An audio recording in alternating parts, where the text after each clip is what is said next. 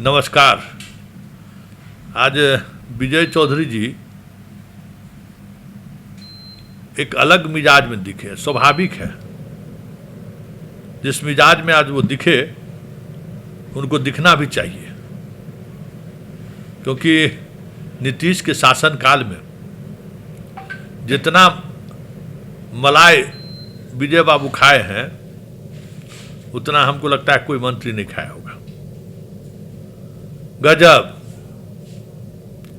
लेकिन जब आप उसका आज कह सकते हैं कि बारी आया उस नमक का शरीयत देने का, तो ऐसे दिखे, ऐसे रंग बदलते दिखे, लोग सोच नहीं सकता था।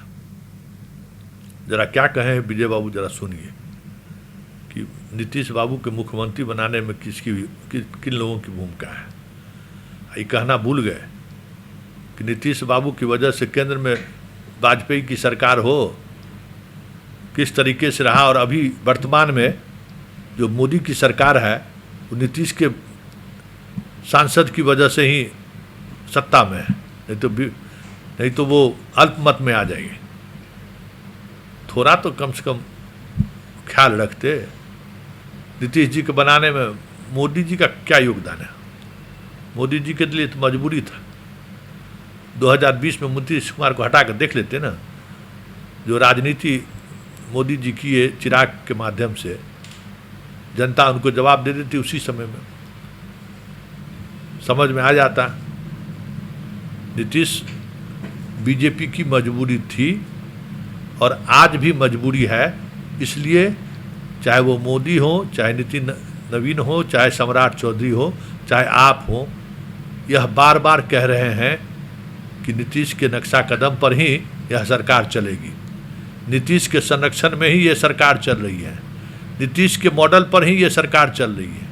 ये कहने की जरूरत क्यों पड़ रही है विजय बाबू? क्यों? कभी सोचे हैं?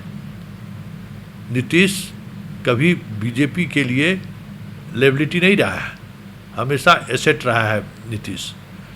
वाजपेयी जी भी नीतीश को नेता इसलिए माने कि उस समय उनके पास बीजेपी में कोई नेता नहीं था जो लालू से टक्कर दे सके, और 2005 से लेके 2025 तक क्यों नहीं चुनाव से पहले चेहरा बदल कर चुनाव लड़े, समझ में आ जाता। लेकिन आप इस तरीके से रंग बदलेंगे ये किसी ने नहीं सोचा था। अरे भाजपाई हैं, कांग्रेसी थे, आज तो सबसे जो कांग्रेसी रहा है वही आज सबसे बड़ा भाजपाई है। तो आप भाजपाई हैं तो कोई इसमें अचरज वाली बात नहीं है।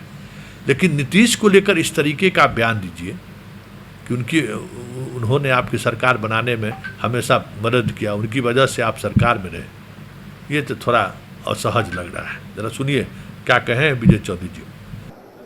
ये जो हमारे सम्राट चौधरी जी मुख्यमंत्री बने हैं इस प्रदेश के महोदय, इसका एक ऐतिहासिक महत्व है। ये कोई आम घटना नहीं है कि बिहार की जनता का जितना अटूट, अविरल, लगातार, निरंतर समर्थन एनडीए को मिला है कि आज एनडीए की दूसरी पीढ़ी, महोदय, आज एनडीए की दूसरी पीढ़ी बिहार के सत्ता में आई है और इसको भी जनता का उसी प्रकार का समर्थन। महोदय, ये कोई मामूली घटना नहीं है, इसका कोई मिसाल नहीं मिलेगा कि एक गठबंधन को, मत बोले, बैठे बोले महोदय, एक गठबंधन को लगातार इतना समर्थन एक प्रदेश की जनता देती रहे 20-25 साल लगातार कि पीढ़ियां बदल जाएं, लेकिन लोगों का विश्वास उस गठबंधन से हटे टूटे नहीं। ये महोदय ऐतिहासिक घटना है। आज दूसरी पीढ़ी एनडीए की आ गई। महोदय, नेता प्रतिपक्ष कह रहे थे कि 5 सरकार बन गई। आपके और बातों का तो बाद में कहेंगे, लेकिन चूंकि अभी सरकार की बात है तो आपको मलाल यही न है कि सरकार पे सरकार बनती जा रही है, आती जा रही है, लेकिन आपको मौका नहीं मिल रहा है। भाई वो मौका देने का अधिकार सिर्फ एक ही को है, वो है बिहार की जनता। बिहार की जनता का भरोसा जीतिए। यहाँ पर कहने से महोदय, अगर बिहार की जनता अगर इसी तरीके से समर्थन जारी रखेगी तो महोदय कोई असंभव नहीं है कि एनडीए की तीसरी पीढ़ी भी बिहार में राज करेगी। ये महोदय स्थिति है। लेकिन महोदय एक बात हम जरूर कहना चाहते हैं कि आज जहां हमारे लिए प्रसन्नता का विषय है, इस नई सरकार का गठन हुआ और श्री सम्राट चौधरी के नेतृत्व में नई सरकार बनी है, लेकिन महोदय आज इस सभा में हमें एक रिक्तता का भी बोध हो रहा है, एक खालीपन भी महसूस हो रहा है।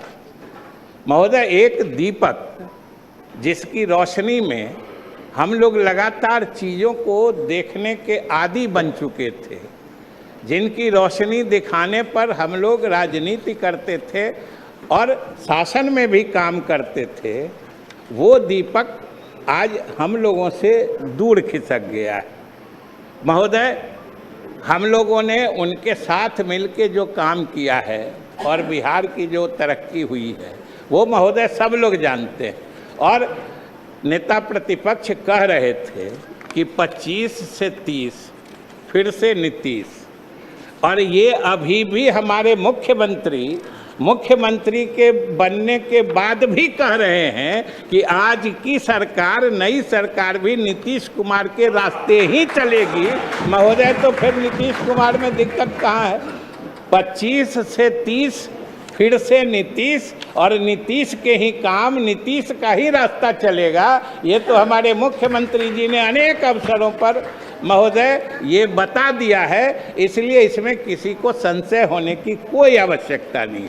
हमें मलाल जरूर है कि हमें महोदय मलाल है कि वैसा दूरदृष्टि वाला नेता हम लोगों से दूर खिसक गया।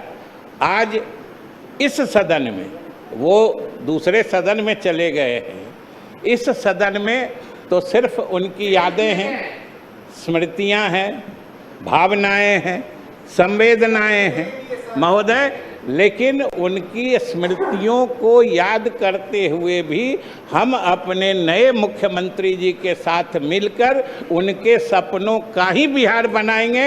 हम बिहार की जनता को महोदय आश्वस्त करना चाहते हैं। और जहाँ तक इन्होंने कहा महोदय, जो भारतीय जनता पार्टी के बारे में शुरू से जानते थे, तो आप भारतीय जनता पार्टी इसमें लगी हुई है, ये उस दिन भी कह रहे थे जिस दिन महोदय हम लोग 43 हुए और ये 74 हुए, और ये इनकी उदारता थी महोदय। हमारे नेता ने भी, हम लोग साक्षी रहे महोदय, हमारे नेता ने भी कहा कि हमारी संख्या कम है, इसलिए आप सरकार बना लीजिए, हम लोग आपके साथ रहेंगे।